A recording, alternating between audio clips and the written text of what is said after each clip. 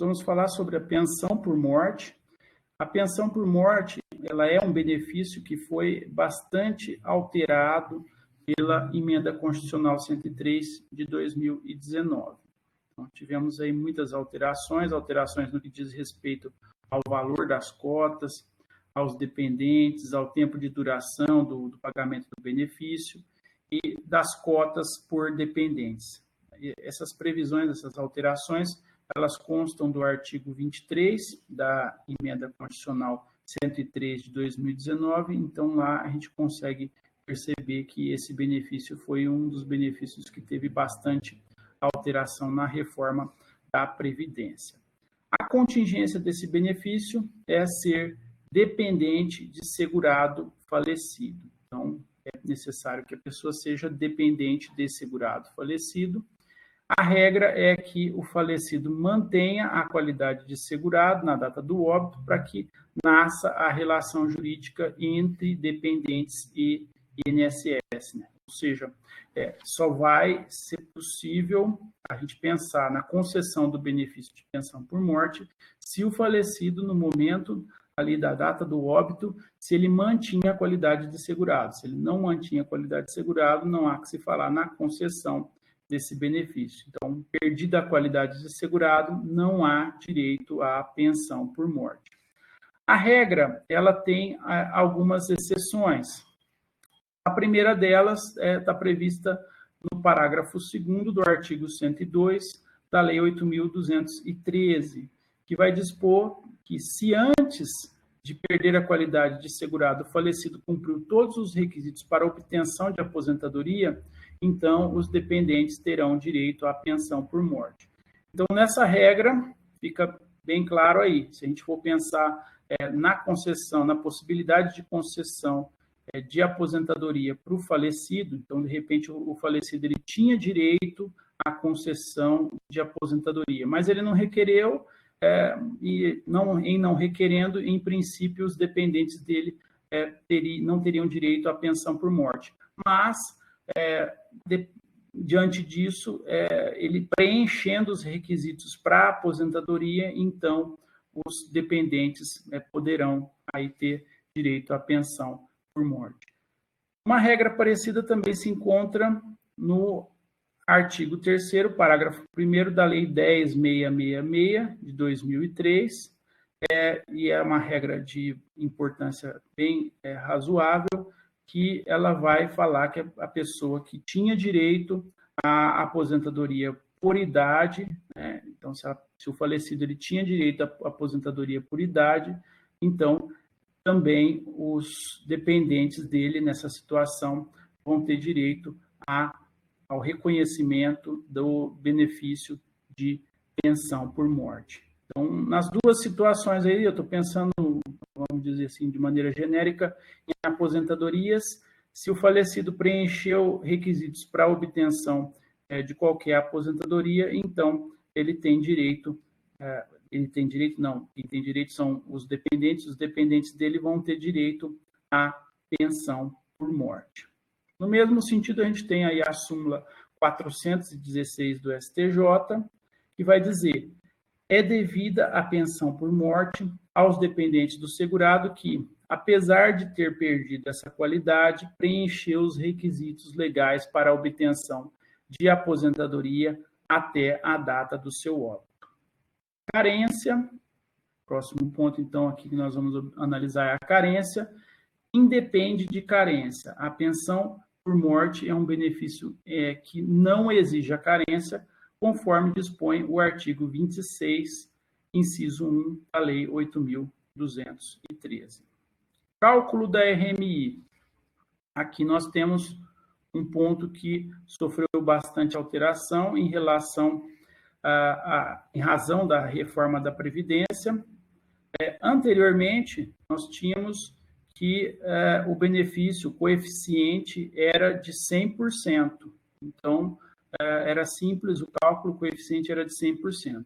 Agora, nós temos o coeficiente aplicado sobre o valor da aposentadoria que o segurado recebia ou daquela que ele teria direito se tivesse aposentado por invalidez na data do falecimento, mas aí tem que ser um falecimento ocorrido a partir de 13/11/2019, e o coeficiente aí que eu mencionei, que é a aplicação desse coeficiente, seria uma cota fixa de 50%, né, que a gente chamaria uma cota da família, e essa cota ela é acrescida de 10% por dependente até o limite de 100%.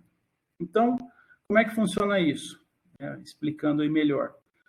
O cálculo da RMI, se a pessoa ela estava aposentada, o falecido estava aposentado, eu vou pegar o valor da aposentadoria e aí eu vou aplicar o coeficiente de 50% em cima desse valor da aposentadoria e vou acrescer 10% para cada dependente até chegar ao limite de 100%. Se o falecido não estava aposentado, então eu vou fazer como que uma simulação de uma aposentadoria por invalidez dele na data do falecimento, e aí eu aplico também o coeficiente de cálculo com a cota fixa de 50%, acrescida de 10% por dependente até o limite de 100%. O coeficiente vai ser de 100%, por outro lado, quando existir dependente inválido ou com deficiência intelectual, mental ou grave, e aí até o limite máximo do valor dos benefícios do regime geral da Previdência Social. Então, como eu falei, no passado, antes da reforma, a regra era que o coeficiente era de 100%. Depois da reforma, foi mantido esse coeficiente de 100% apenas se existir dependente inválido ou com deficiência intelectual, mental ou grave, e aí, como eu falei, até o limite máximo do valor dos benefícios. Por outro lado, quando o óbito do segurado ocorrer até 12/11/2019, ou seja, o óbito ocorreu antes da reforma, a RMI da pensão por morte vai ser de 100% da aposentadoria que o falecido recebia ou daquela que teria direito se aposentado por invalidez na data do óbito. Então, dá para perceber, né, bem claro aí a diferença, né? Antes da reforma, nós tínhamos um coeficiente de 100%. Agora, depois da reforma, 50%, que é acrescido numa cota de 10% por dependente. Naquele caso que nós vimos aí da existência de dependente inválido ou com deficiência intelectual, se esse dependente deixar de existir, né, de repente ele faleceu, aconteceu alguma coisa, ou ele até se recuperou, se deixar de haver dependente inválido ou com deficiência intelectual, mental ou grave, a renda mensal da pensão por morte ela vai ser recalculada para se adequar ao sistema de cotas, ou seja, aos 50% acrescido de 10%. Ou seja, se eu tiver um dependente inválido ou deficiente, 100%. Agora, se houver esse dependente, mas ele deixar de ser inválido ou deficiente, aí eu tenho que reajustar, readequar o cálculo e passar para aquele sistema de cotas de 50%, que é acrescido de 10%. A renda mensal, se houver mais de um dependente, ela vai ser rateada entre todos em partes iguais. Então, sendo que cada beneficiário recebe uma cota parte. Então, depois que eu fiz a conta, eu tenho uma renda lá, e essa renda ela vai ser dividida entre todos em partes iguais. Antes da vigência da Emenda Constitucional 103 de 2019, quando cessava o direito do dependente à pensão por morte, a sua cota era revertida em favor dos demais. Então, sempre que havia a cessação de uma cota, essa cota passava para o outro dependente.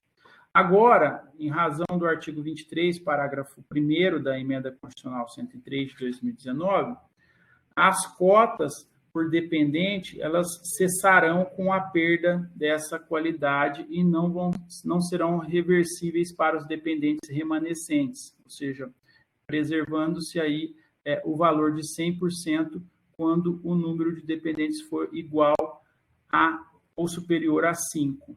Então, nós temos a seguinte situação: as cotas elas vão cessando conforme a pessoa deixa de ser dependente. Antes da reforma, quando a pessoa deixava de ser dependente, essa cota passava para outra pessoa. Agora não, né? Passava para o outro dependente. Agora não passa mais para o outro dependente. Agora a gente tem simplesmente que essa cota ela vai ser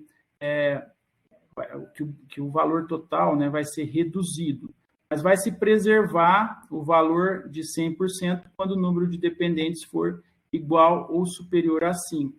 Então, a regra aplicável aí é aplicável no caso das pensões por morte, é aquela que a gente já está que a gente já conhece muito bem, que é o tempus regit actum, e aí eu tenho que considerar se a pessoa se a pessoa faleceu ou não faleceu antes da reforma. Então, se ela faleceu antes da reforma, a gente tem uma regra. Se ela faleceu depois da reforma, a gente tem outra regra. Se o segurado não estiver aposentado na data do óbito, deve-se calcular a RMI da aposentadoria. Aqui ele teria direito, né, no caso, a aposentadoria por invalidez, e aí, depois de feito esse cálculo da aposentadoria por invalidez, a gente vai apurar a RMI, a renda mensal inicial da pensão por morte. Se o segurado, aposentado por invalidez, ele recebia aquele acréscimo de 25%, previsto no artigo 45 da Lei 8.213, aquela chamada aposentadoria valetudinária, esse acréscimo não vai ser incorporado à pensão por morte. Então, esse acréscimo ele é um direito personalíssimo da pessoa que está naquela situação específica, então ele não pode ser incorporado à pensão por morte. Um ponto que levava a muita discussão no passado foi que o coeficiente desse benefício ele foi alterando. Então, no passado, ele não era um coeficiente de 100%.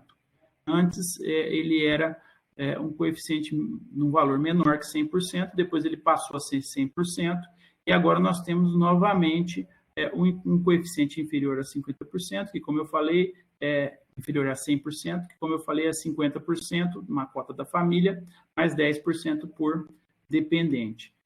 Então, no passado, antes da vigência de uma lei, aí, a Lei 9.032 de 95, nós tínhamos um coeficiente inferior a 100%. Depois dessa Lei 9.032 de 95, o coeficiente passou a ser superior. E aí existia muitas ações, tinha um grande número de ações que foram ajuizadas das pessoas que receberam o benefício antes dessa Lei 9.032 de 95 e queriam ver o seu benefício majorado, sua pensão por morte majorada para 100%. E aí, depois de muita discussão, o STF ele acabou entendendo que o benefício previdenciário ele deve ser calculado na forma prevista na legislação vigente à data da concessão do benefício. Ou seja, se essas pessoas tiveram um benefício no valor inferior ao coeficiente de 100% antes da Lei 9.032 de 95, então eles não têm direito à majoração. Então, se a Lei 9.032 de 95 majorou a pensão por morte para um coeficiente de 100%, eles não têm direito a esse coeficiente, porque, no caso, a situação, o falecimento, ele ocorreu antes da vigência dessa lei. Então, a Lei 9.032 de 95 somente pode ser aplicada às concessões ocorridas a partir de sua entrada em vigor. Nesse mesmo sentido, súmula 340 do STJ, que vai dizer: a lei aplicável à concessão de pensão previdenciária por morte é aquela vigente na data do óbito do segurado. E aí, diante dessas regras, vistas aí agora, é certo que a emenda constitucional 103 de 2019, ela levou a uma sensível diminuição no valor da renda mensal da pensão por morte. De qualquer maneira, existe a previsão no artigo 201, parágrafo 2º da Constituição, e esse artigo não foi alterado, de que a pensão por morte ela não pode ter uma renda mensal inferior a um salário mínimo. E esse foi um ponto que, na época da reforma, foi bastante discutido, mas esse artigo 201, parágrafo 2º da Constituição, não foi alterado. O sujeito ativo desse benefício é o conjunto de dependentes do segurado falecido. Os dependentes com direito à pensão são aqueles enumerados no artigo 16 da Lei 8.213, obedecida aquela hierarquia que existe entre as classes, que nós já vimos em uma aula anterior. Então, aqui nós não vamos repetir a questão dos dependentes, né, prevista no artigo 16 da Lei 8.213, que nós já vimos em aula anterior. Outro ponto interessante foi a inclusão do parágrafo 1º no artigo 74 da Lei 8.213, que adotou a indignidade como causa de exclusão do direito à pensão por morte. Ou seja, aí a gente tem uma situação semelhante àquela do direito das sucessões, né, que no direito das sucessões a indignidade ela vai excluir o herdeiro da sucessão, e aqui nós temos a indignidade como causa de exclusão do direito à pensão por morte. E esse artigo que eu mencionei, o 74, parágrafo 1º, ele vai dizer o quê? Perde o direito à pensão por morte o condenado criminalmente por sentença com trânsito em julgado, como autor, coautor ou partícipe de homicídio doloso ou de tentativa desse crime cometido contra a pessoa do segurado, ressalvados os absolutamente incapazes e os inimputáveis. Então, nós temos aí uma regra que vai afastar, por indignidade, a concessão do benefício de pensão por morte. A gente tem ainda, por outro lado, a previsão da Lei 13.135 de 2015, ela realizou alterações no que diz respeito ao cônjuge, companheiro ou companheira, e essa lei alterou o artigo 74, parágrafo 2º, dizendo que o cônjuge, o companheiro ou a companheira, se comprovada a qualquer tempo simulação ou fraude no casamento ou na união estável, ou a formalização desses com o fim exclusivo de constituir benefício previdenciário, apurado isso aí em processo judicial no qual será assegurado o direito ao contraditório e à ampla defesa. Então, nessa situação, não vai ser possível o recebimento do benefício. Então, o que acontecia? Aconteceu, né, muito de que pessoas formalizavam um casamento, uma união estável, apenas com o fim de obter um benefício aí no caso de pensão por morte. Então, era muito comum, por exemplo, uma cuidadora cuidava de um senhor, e aí essa cuidadora, ela pegava e realizava um casamento ou uma união estável com esse senhor, e ele já estava próximo de falecer, e aí ela passava a receber o benefício de pensão por morte, e ela, na forma da legislação antiga, ela ia receber esse benefício de forma vitalícia. Então, esse artigo, essa alteração que foi feita aí pela Lei 13.135 de 2015, ela veio fazer com que isso fosse afastado. Então, em caso de simulação ou fraude no casamento ou na união estável, não vai ser mais possível, o juiz pode afastar o recebimento desse direito, né, da perda desse direito de pensão por morte. Pode ocorrer de nem todos os dependentes do segurado se habilitarem na mesma data. Então, a data aí da habilitação ao benefício depende, logicamente, do segurado, e pode acontecer deles não se habilitarem todos na mesma data. Aí, nesse caso, a habilitação posterior só vai produzir efeito a contar da data dessa habilitação, dessa inscrição. E essa é a previsão do artigo 76 da Lei 8.213. Então, se o falecido deixou vários filhos, e esses filhos eles vão se habilitando em datas diferentes, essa habilitação vai valer da data em que ela foi colocada, né? Então, não vai ser a mesma data para todo mundo, vai depender de cada um. Existe ainda uma outra previsão, que foi criada pela Lei 13.846 de 2019, que é a habilitação provisória. Ela está prevista no artigo 74, parágrafo 3º, e qual que seria a intenção da criação dessa habilitação provisória?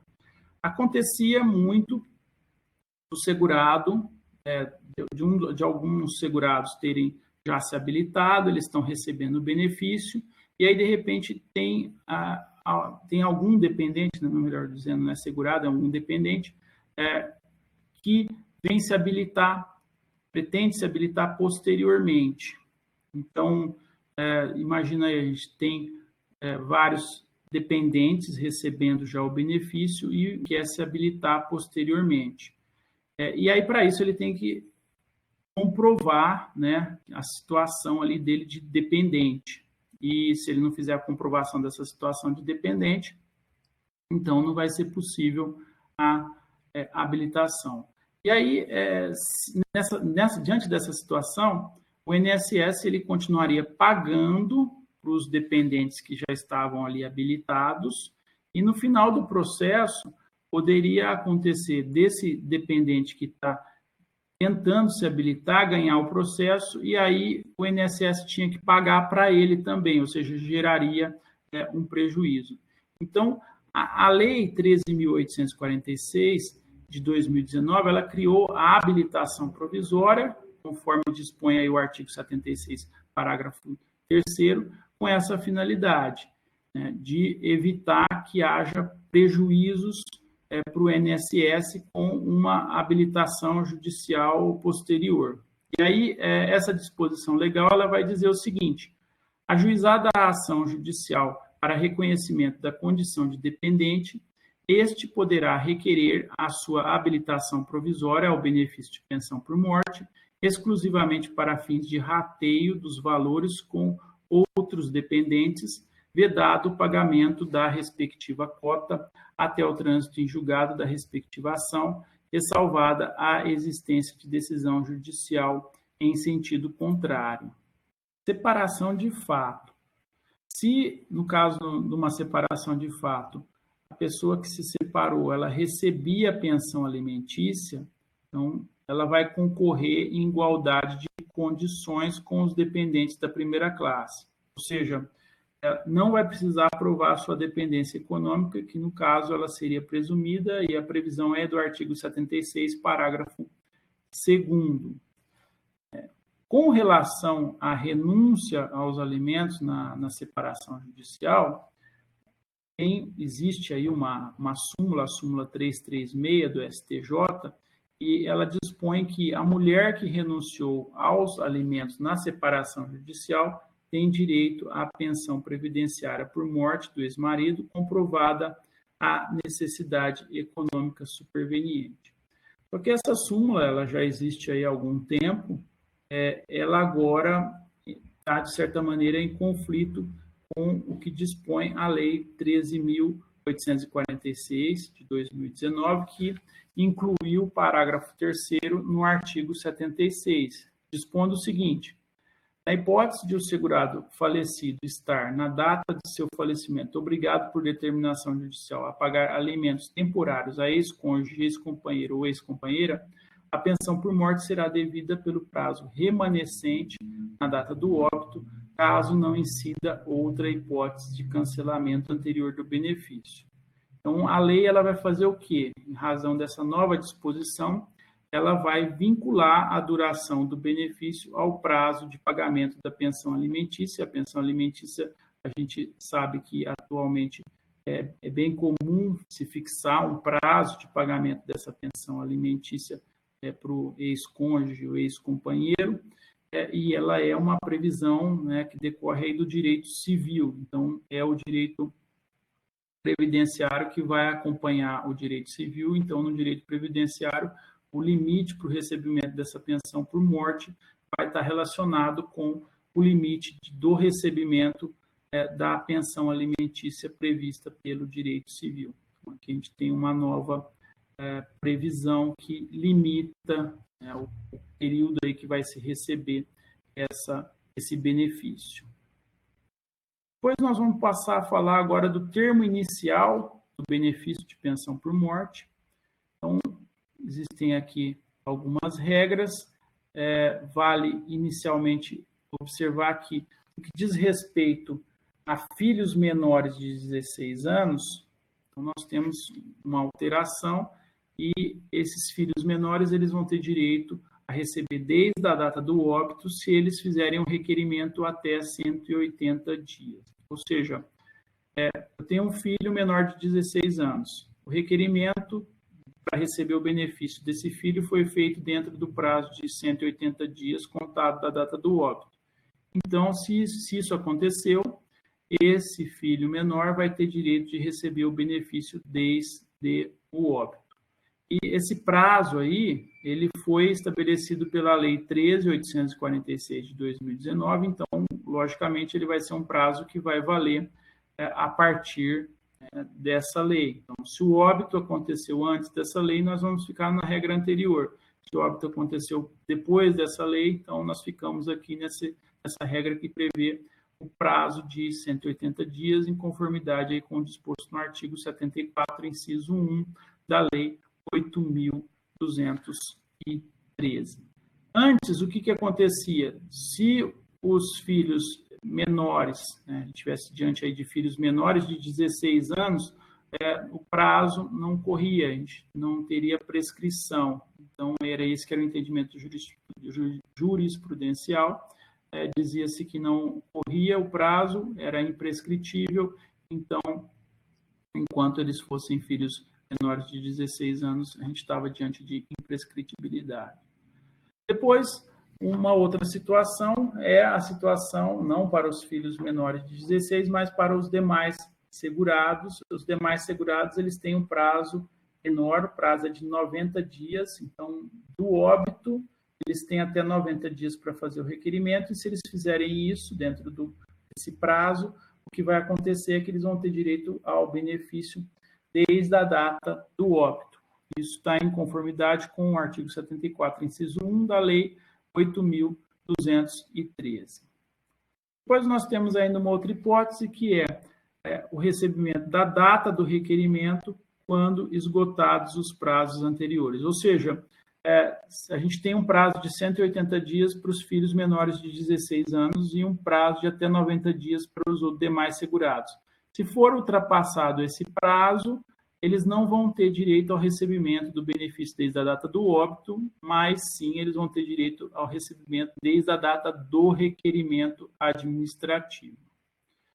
Vale ainda notar que as pensões decorrentes de óbitos anteriores às alterações legislativas aplicam-se às normas então vigentes. Então, no que diz respeito à alteração de prazos, eu tenho sempre que olhar quando que ocorreu o óbito, e aí, vendo quando ocorreu o óbito, eu olho a legislação em vigor no que diz respeito aos prazos. Então, houve muitas alterações aí nesses prazos para requerimento e eu tenho sempre que olhar esse prazo. Então, por exemplo, aplica-se o prazo de 30 dias se o óbito ocorreu a partir da vigência da Lei 9.528 de 97, mas antes da vigência da Lei 13.183 de 2015. Então, aí o prazo, nesse período aí que eu mencionei, o prazo é de 30 dias, vale aplicar mais uma vez, né, a regra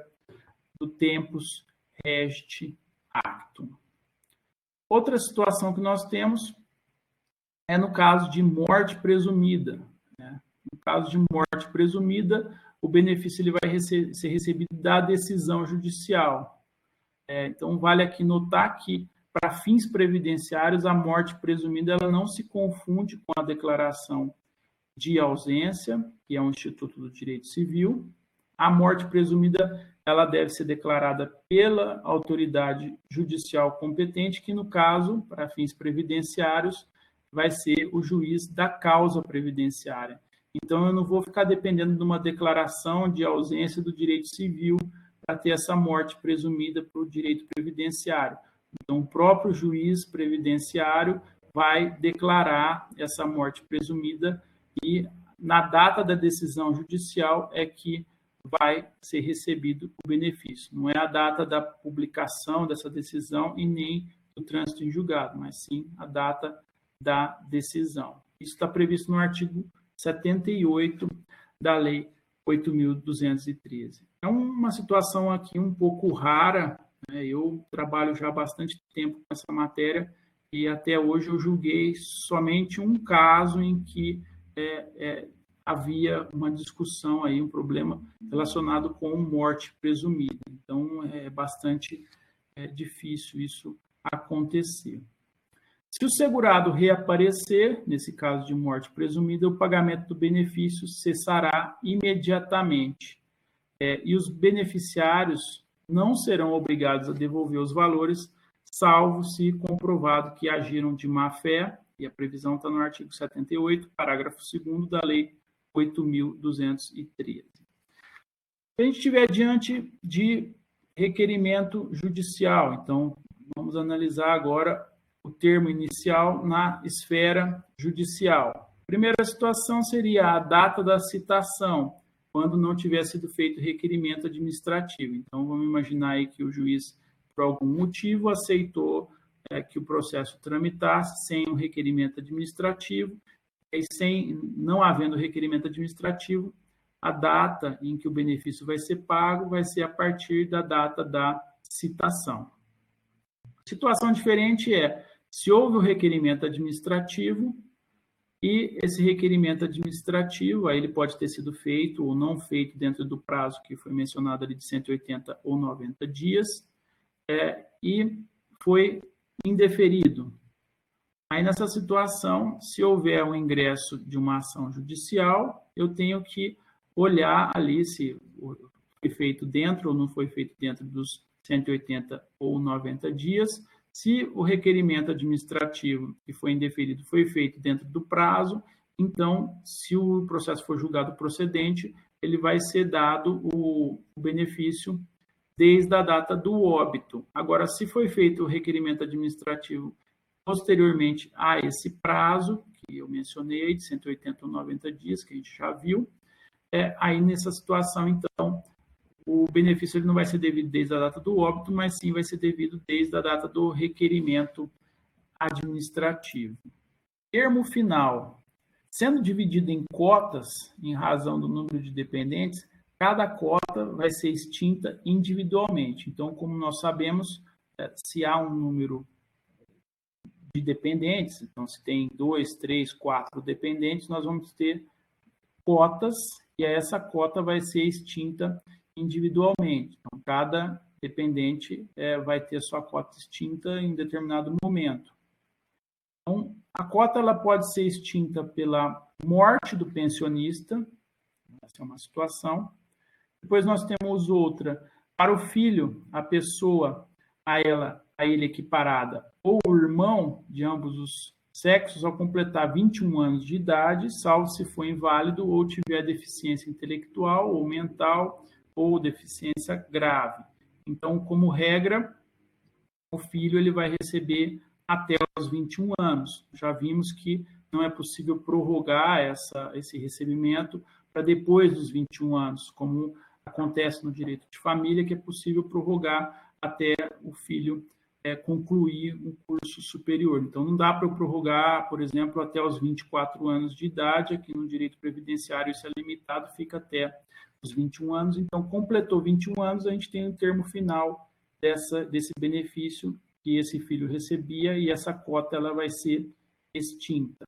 Para o filho ou irmão inválido ou com deficiência intelectual, mental ou deficiência grave, esse benefício ele vai cessar quando ocorrer a cessação da invalidez ou o afastamento da deficiência. Então, pode acontecer de haver a cessação da invalidez ou da deficiência.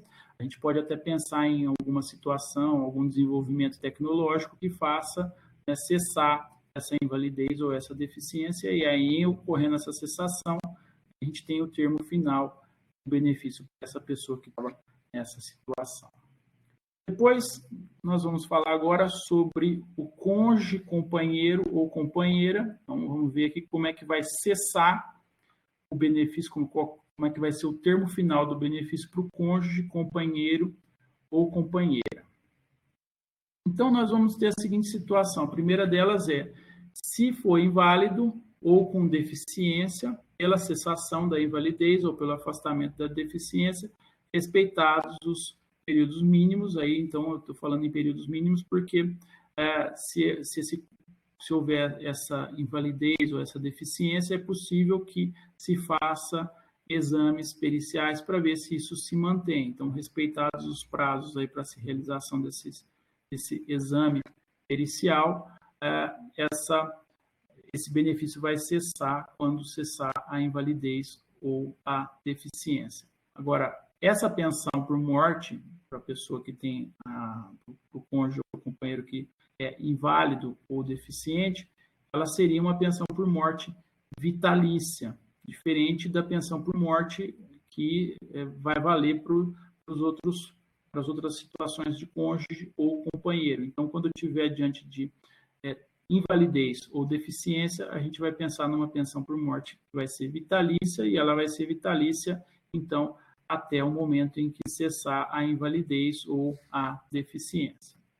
Depois nós temos a cessação da pensão por morte para o cônjuge ou companheiro em 4 meses.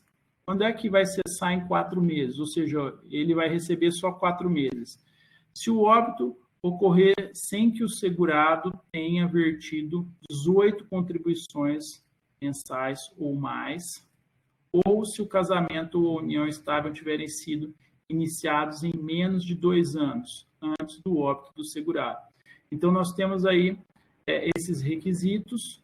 Então, se acontecer uma dessas situações, menos de 18 contribuições, ou então menos de 2 anos de tempo de união estável ou casamento, o que vai acontecer é que o benefício ele vai ser devido só por 4 meses. Vão ser pagos 4 meses e depois desses 4 meses vai haver a cessação desse benefício.